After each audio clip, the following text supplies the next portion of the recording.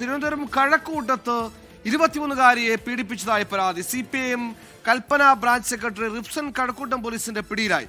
പീഡനത്തിനിരയായ യുവതി തിരുവനന്തപുരത്ത് എത്തിയത് സുഹൃത്ത് ആവശ്യപ്പെട്ട പ്രകാരമാണ്. സംഭവത്തിൽ സ്പാ ജീവനക്കാരെ യുവതിയും പോലീസിന്റെ പിടിയിലായി.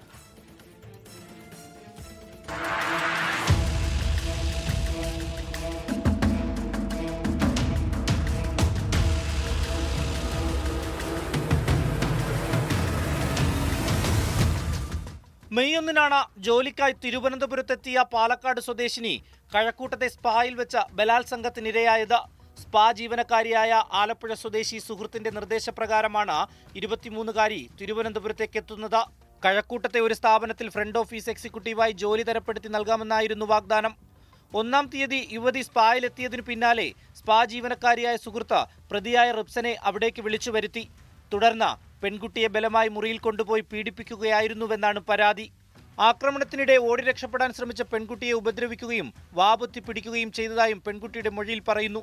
മാനസികമായി തകർന്ന പെൺകുട്ടി ഭർത്താവിനോട് വിവരമറിയിച്ചതിനു പിന്നാലെയാണ് കഴക്കൂട്ടം പോലീസിൽ പരാതി നൽകിയത്.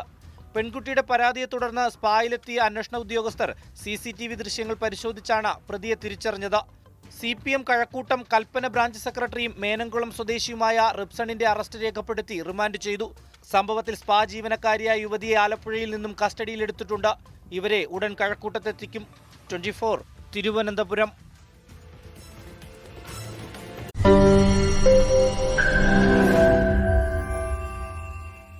ലോകത്തെവിടെയായാലും ഏത് സമയത്തും 24 വാർത്തകളും ഓഗ്മെന്റഡ് റിയാലിറ്റി പാക്കേജുകളും എക്സ്പ്ലെയിനറുകളും വിശദമായി കാണാൻ ഞങ്ങളുടെ YouTube ചാനൽ നിങ്ങൾക്ക് സബ്സ്ക്രൈബ് ചെയ്യാം.